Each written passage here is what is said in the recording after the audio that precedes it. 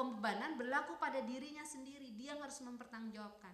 Kalau saya misalnya semalam menyebut bahwa kita semua punya buku kehidupan, ya, halaman mukanya ya, adalah saat kita lahir, ada sekian halaman yang memang belum diisi oleh catatan kita masing-masing dalam alur kehidupan kita sebelum menjumpai halaman terakhir itu back covernya saat kita wafat kelak. Karena anak waktu kecil bapak ibu bertanggung jawab. Tapi begitu dia mukallaf taklif, apa yang menjadi catatan dalam tiap helai, tiap lembar ya, dari buku kehidupan dia isi sendiri, dia tulis sendiri dan dia pertanggungjawabkan sendiri. Betul seperti itu. Tapi hubungan ibu dan bapak dengan anak tidak berhenti sampai ketika anak balik. Ada dimensi misalnya yang dianggap menjadi sebuah pertanda tentang batas mana kita punya tanggung jawab ya, mendidik anak, misalnya adalah saat pernikahan. Sehingga arahan ya, tanggung jawab orang tua adalah sampai selamat menikahkannya. Itu bisa menjadi pertanda lagi selain soal baliknya. Sampai selamat menikahkan itu menjadi insya Allah sebagai sebuah pertanda, alhamdulillah amanah untuk bertanggung jawab terhadap anak tertunai misalnya. Kalau dia udah menikah, dia dewasa tapi kemudian kita melihat dia berubah, arahan waktu kecil hilang sama sekali, apakah bukan tanggung jawab kita lagi? Mungkin di sisi Allah kita sudah dianggap menunaikan, tapi sebagai ibu, sebagai bapak, saya kira dengan cara yang baik selalu masih ada ruang dengan penuh kasih sayang untuk mengingatkan. Dan hal satu yang saya ingin sekali mengingatkan pada diri saya dan pada kita semua yang tidak pernah tidak harus selalu ada pada setiap tahap perjuangan kita mewujudkan keluarga soleh, mendidik anak soleh, menjadikan kita juga jadi ibu soleh dan suami juga jadi ayah yang soleh adalah doa. Doa ibu tuh Masya Allah. Kadang-kadang kita lupa, suka misalnya berkata-kata yang tidak baik, padahal buat ibu, seorang perkataan ibu kepada anak itu bisa sangat ya, menjadi apa namanya doa, misalnya menjadi kenyataan. Hati-hati ya. Jadi kadang-kadang misalnya kita menyebut, kalau bahasa saya nggak tahu, kalau bahasa Jawa bilang malati, apa namanya, bisa kualat gitu. Jadi kata-kata ibu itu katanya sangat, dan itu benar, kalau durhaka pada ibu kan disegerakan ya.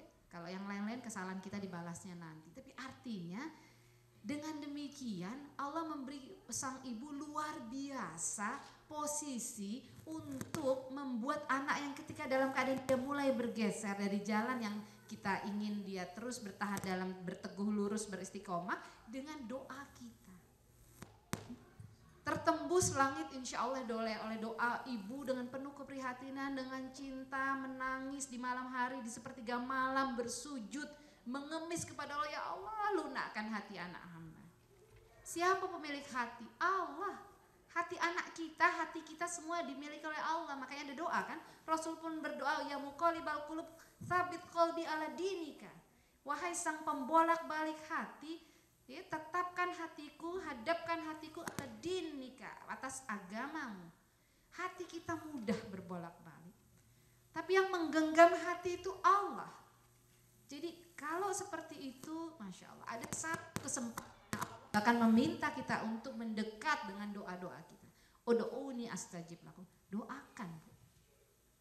Insya Allah yakin bahwa Allah akan mendengar, bahkan juga dengan penuh keyakinan Allah akan kabulkan, karena wa innani inda dzonni abdi, kata Allah, aku bersama sangka hambaku. Jadi kita harus sangat yakin, mudah bagi Allah untuk melunakkan hati anak yang sedang keras, mudah bagi Allah untuk membalikkan kembali hati anak kepada jalan yang lurus, amat mudah. Fa'alul lima yurid, Allah itu maha melakukan apapun yang dikehendaki. Jadi kalau Allah menghendaki cepat anak itu tunduk hatinya ke dalam, insya Allah. Jadi iringi terus Bu perjuangan kita dengan doa-doa, insya Allah. Saya kira itu. Terima kasih.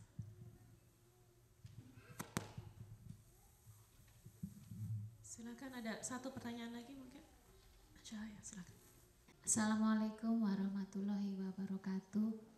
Terima kasih banyak atas sejuta nasihat dan konten workshop yang Ibu sampaikan di hari ketiga. Terus terang saya baru mengikuti hari ini Bu. Memang saya sebagai orang tua muda sangat membutuhkan tuntunan, terutama bagaimana mendidik putra-putri kami. Pertanyaan saya, apakah ada doa yang tertolak dari ibu untuk anaknya, dan apa preventif yang paling penting sehingga doa yang diutarakan kepada ibu makbul. Terima kasih. Jelas Allah menjanjikan kita akan dikabulkan semua doanya. Ud'uni, mintalah, mohonlah, berdoalah padaku. Astajib lakum. Aku akan istijabah, aku akan jawab, aku akan kabulkan. Ya. Pada dasarnya semua permintaan, semua doa pasti dikabulkan. Ada hadis lain mengatakan Allah Maha Pemalu kalau seorang hamba mengangkat kedua tangan ya untuk berdoa, untuk bersungguh-sungguh meminta dan kembali tangan itu ke bawah ya, dalam keadaan hampa. Jadi Allah Maha bersegera untuk mengabulkan doa. Sejatinya seperti itu. Jadi yang harus kita kejar adalah ya berbagai hal untuk membuat doa kita benar-benar ya, mendapat janji Allah untuk diijabahi. Misalnya ada adab berdoa. Adab berdoa misalnya mencari waktu-waktu yang baik. Dari azan menjelang iqamat, saat hujan turun, saat berpergian, musafir itu doanya dikabulkan. Saat di multazam, di tempat-tempat ada seperti itu. Saat dizolimi orang, la hijaba lahu. Kadang-kadang ada orang ngomongin kita, menggunjing kita, menggibah kita. Kalau sakit hati daripada kemudian doain dia, nanti suatu saat dia begitu lagi, mendingan doanya buat kita sendiri. Sayang kalau cuma sekedar doain dia terus, nah kan akhirnya dia kena cuma begitu doang. Tapi kalau doa buat kita dan buat keluarga, insya Allah kita merasakan lebih banyak. Jadi ada banyak cara itu saat berdoa. Ada cara berdoanya dalam keadaan taharah, bersuci, berwudu, menutup aurat, menghadap kiblat itu tentu lebih baik. Ada cara lain, mengawali dengan mengucapkan asma Allah, menyebut memuja Allah. Kan anak kalau mau meminta ya sesuatu dengan baik-baikin ibunya, cepet lunakan, ibu sayang, ibu manis deh, minta uang dong gitu. Istri kalau mau meminta ke suami kan gitu, bapak belum pernah setampan ini ya pak gitu. Ya, tambahin dong uang belanja misalnya, mungkin cepat luruh juga dan sebagainya. Ada seperti itu, menyebut salawat kepada Rasul, karena Rasul adalah kekasih Allah, Habibullah. Jadi Allah senang kekasihnya disebut, diberikan salawat. Ada cara-cara seperti itu. Saya sempat semalam mengatakan mengulangi doa-doa tertentu, mendesakkan, misalnya menyebut sampai 3 kali, atau detail definitif. Jadi kalau mau minta cahaya Rasul itu masya Allah kan, Allahumma ja'alni fi qalbi nuran wa fi lisani nuran wa fi sam'i nuran, sampai detail itu. Ya. Ada doa-doa yang seperti itu. Kemudian mengakui kelemahan kita, beristighfar lebih dahulu. Ada yang mengatakan membaca Al-Fatihah, ada banyak, nanti kita bisa cari lagi lebih lanjut kan. Sampai mengatakan misalnya Allahumma anta rabbi la ilaha illa anta khalaqtani, kami diciptakan wa ana abduka, kami cuma sekedar hambamu, wa wa'dika mastata'tu, aku adalah berada dengan ya. A'udzubika min syarri ma sana'tu, aku mengakui segala keburukan dosa yang aku lakukan. Wa'udzubika min, dan seterusnya ada doanya. Itu semua cara-cara mendapatkan doa. Tapi benar ada doa yang tertolak. Ya. Apa doa yang tertolak? Misalnya pernah ada hadis lain, saya belum sempat mencarikan, tapi yang ada orang berjalan jauh kemudian berdoa mengangkat ya Rob, tapi kemudian dikatakan bahwa dia berpakaian dengan menutup dirinya dengan sesuatu yang didapat dengan haramun, menjadi hilang dahaga dia oleh minuman yang haram, ya, menjadi kenyang dia dari rasa lapar oleh sesuatu makanan yang haram, maka bagaimana Allah akan kabulkan? Artinya begitu, ada yang menghalangi seperti itu. Jadi kalau doa untuk buat keburukan pasti akan tertolak.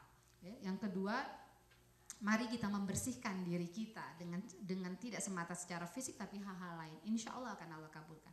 Yakin bahwa itu pasti dikabulkan. Kalau tidak dikabulkan mungkin ditunda. Ada kok nggak dikabulkan, katanya pasti dikabulkan. Mungkin belum saatnya, ditunda, sedang diminta bersabar. Atau diganti oleh sesuatu yang lebih baik yang kita tidak tahu. Kadang-kadang kita nggak ngerti tapi diganti. Itu ada ayatnya, surah Al-Baqarah 216, Allah Ta'ala berfirman, ya, fa'in karihtumuhunna, kalau kamu karhan, tidak suka sesuatu, nggak pengen sesuatu, masa boleh jadi wa asa an takrahu syai'an, boleh jadi kamu tidak suka sesuatu, fa huwa khairul lakum, padahal itu baik bagimu. Sebaliknya kita pengennya sesuatu, berdoa wa asa an tuhibbu syai'an, meminta kepada Allah sesuatu, padahal di sisi Allah asad wa huwa syarrul lakum, buruk bagimu. Wallahu a'lam wa antum la ta'lamun, Allah yang Maha tahu. Jadi artinya memang kita yakin Allah pasti mengabulkan selama kita tidak melakukan sesuatu yang akan menghalangi doa kita. Kalau belum, mungkin tinggal waktu atau diganti oleh Allah dengan sesuatu yang lebih baik, insya Allah. Warahmatullahi wabarakatuh. Nama saya Amir, Bu ya. Ingat Pak ya. Tadi Ibu katakan bahwa doa itu selalu diterima oleh Allah. Mungkin tidak diberikan pada waktu di dunia ini, mungkin di akhirat. Jadi berarti apakah doa itu bisa merubah takdir, Bu? Ini pertanyaannya. Terima kasih. Iya. Kenapa saya katakan doa itu selalu diterima? Karena memang itu sebuah janji dari Allah. Ud'uni astajib lakum. Jadi minta padaku, aku akan kabulkan bagimu. Istijabah itu jelas.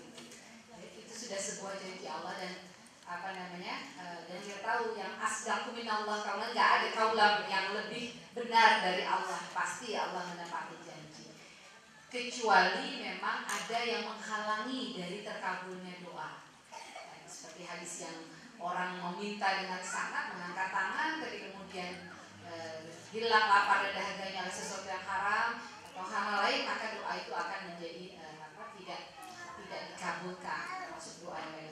Tetapi sejatinya semua doa akan dikabulkan. Bisa kemudian doanya dikemudiankan atau Allah ganti dengan yang lebih baik.